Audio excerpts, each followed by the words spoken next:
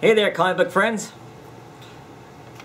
It's another edition of What the Fugue. I'm going to talk about some stuff that's been coming out on the internet about some current books and whatnot. First off, it is Friday the 13th. Ooh.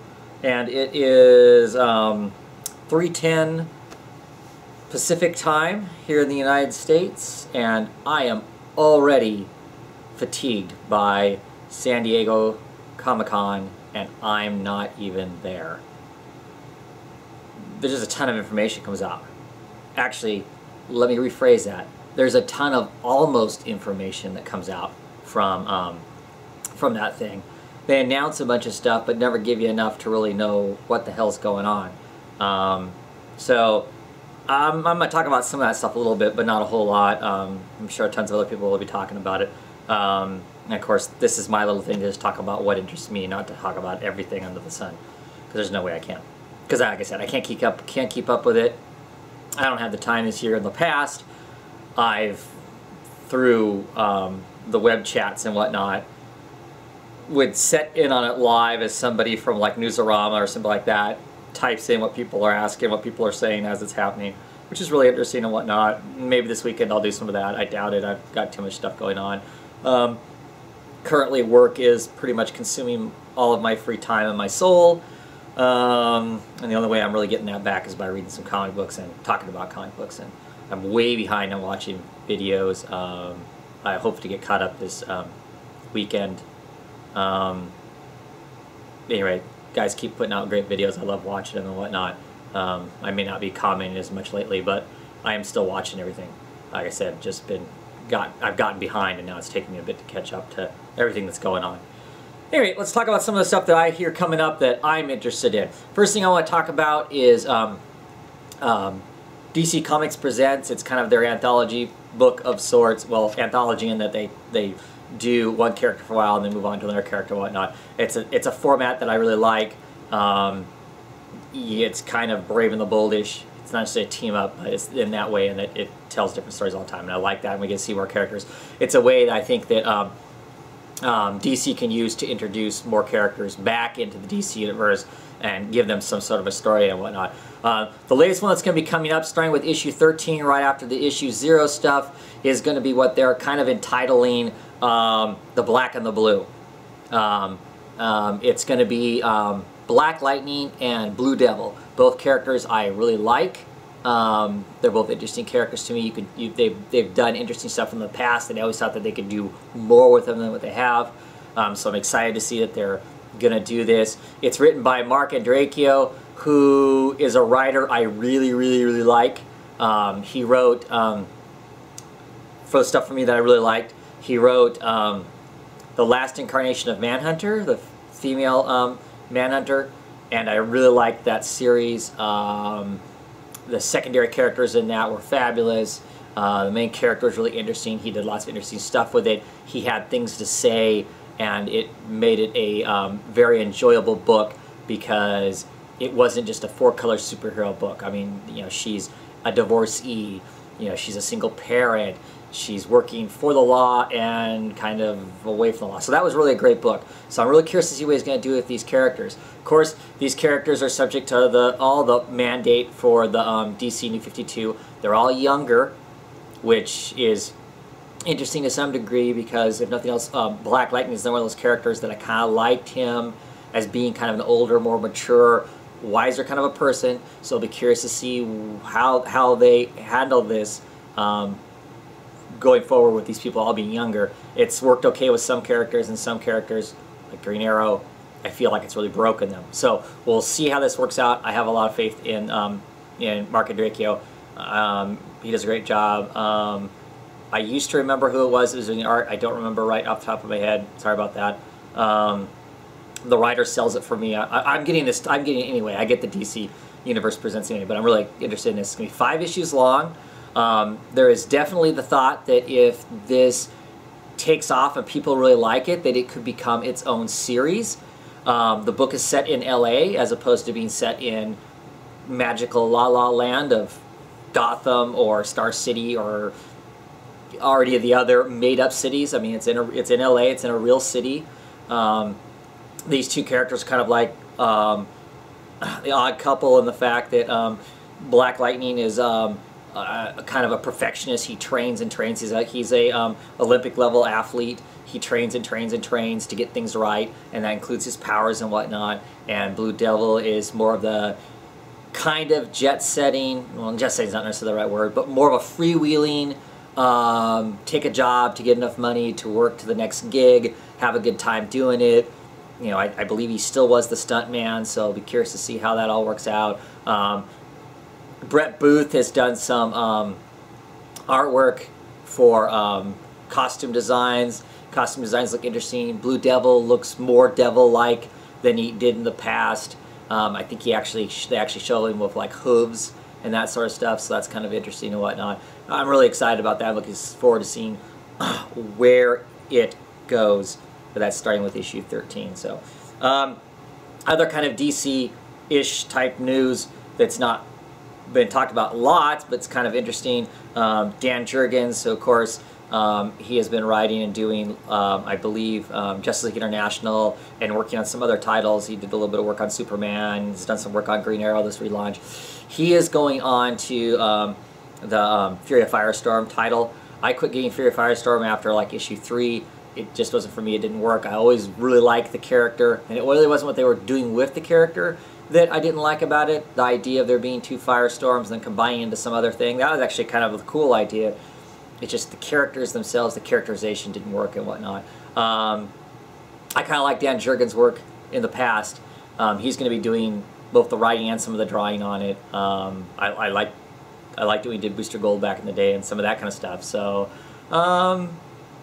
yeah, I may look at that book. I may go and see if I can find it on a stand at the local chain store and take a look at it and see what it's like. Like I said, I like the character, but I gave it up because I didn't like the way it was going before. That might be an interesting direction. For you Commandy fans out there, I hear that in December there's going to be a new omnibus of Commandy. I may get that, because that may be the only way I actually get to read the Commandy stories and whatnot. So Commandy sounds really awesome, but too many of you guys are buying that book, and I don't want to compete with you. I know if I see it on eBay or if I see someplace like that and I'm putting in bids, I'm bidding against one of you guys, right? Because there's a whole bunch of you right now that are collecting those books. I don't own any. I'd like to.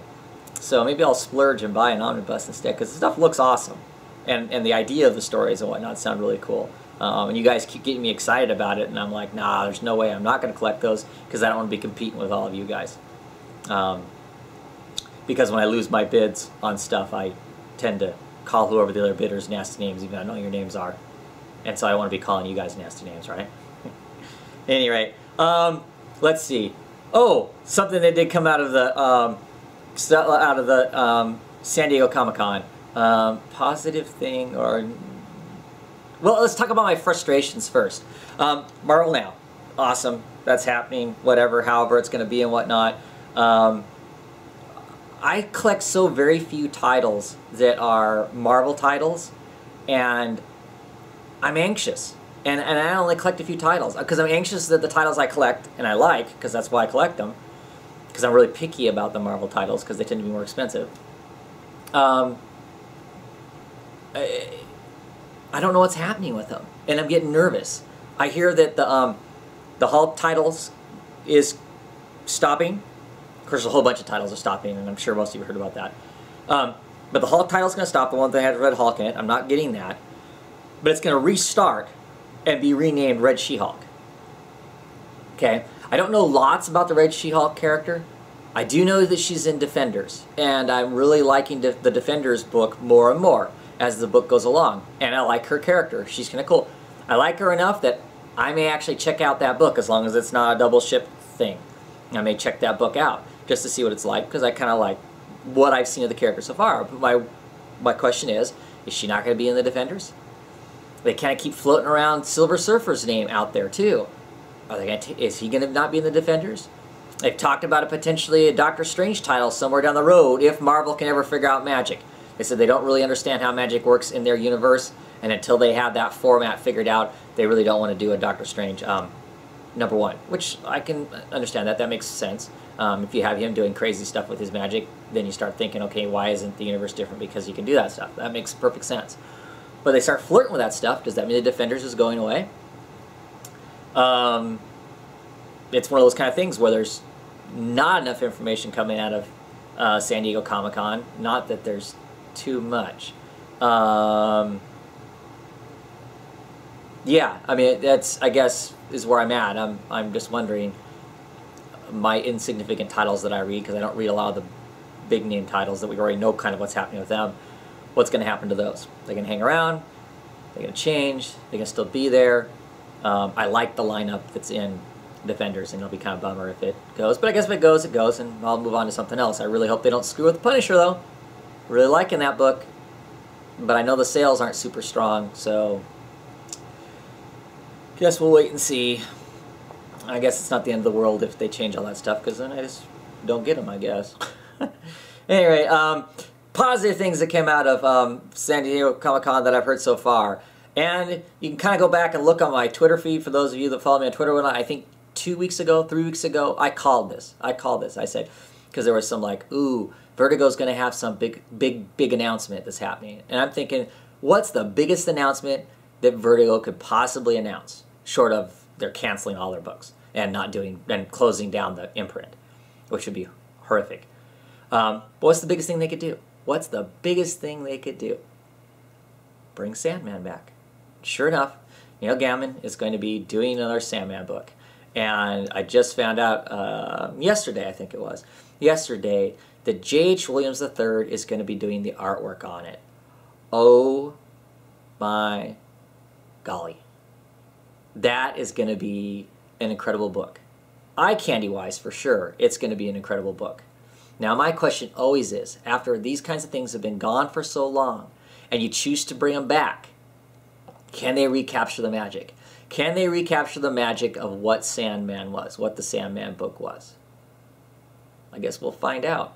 I tell you the truth, the last Neil Gaiman comic book that I read was, I believe, the Eternals miniseries. I think that came out from Marvel. I think that came out after he wrote the couple issues of Batman before the relaunch. And I didn't care for that at all. I mean, I didn't care for that at all. But it's not Sandman. It's not his character. It's not his world. So maybe that makes a difference. I don't know. I'll definitely be getting it. But it's like in 2013, and I don't think they really give us a date as to when that's really going to happen. Because here's my next question. If J.H. Williams III is doing the artwork on it, how's he fitting that in? Because he's got a tight schedule now, helping write Batwoman and drawing every other arc, which is about 6 issues or so. And then he's back on the book drawing the book. And then when he's not on the book drawing the book, they've already got the next arc that he's going to be drawing written, so he can start drawing that while he's writing the arc that that the other artist is working on. So how's he going to fit that in? Or is he going to be done with Batwoman at some point? Be kind of curious to see. Curious to see how that works out. Like I said, I don't know how much more of San Diego Comic-Con I'll be looking at. You know, that used to be the Comic-Con I really wanted to go to. You know, the nerd prom, the biggie. 146,000 people are talking about being there. I don't know. And how much does it have to do with comic books? I mean, I know they kind of announce a lot of stuff for the comic book stuff, but there's so much other media stuff that goes on. I just don't know that I could handle 146,000 people all at one place along with me. So maybe I'll just stick to my little cons. If I want to go to some dream cons, maybe I'll start looking at what would a vacation be like to go to the New York Comic-Con. You know? Yeah. Anyway, I don't know that I have anything else to talk about right now as far as what's going on in my comic book world. I did get some more Doom Patrol comics. I'll show those off at some point, I'm sure, when I get a few more. I have to get 10 more issues, and I will have, of all the Doom Patrol runs, the one from the 60s, the one in the 80s, the ones that have been in the 2000s and on, 10 issues, and I will have every Doom Patrol issue that's actually titled Doom Patrol. Like I said, I need to look. I still got a couple My Greatest Adventures that have Doom Patrol in it, but as far as titles that are Doom Patrol, I'll have them all. Pretty crazy. Pretty crazy and pretty cool. Kind of excited about that. Anyway, you all have a good weekend, and I'll catch you in some reviews.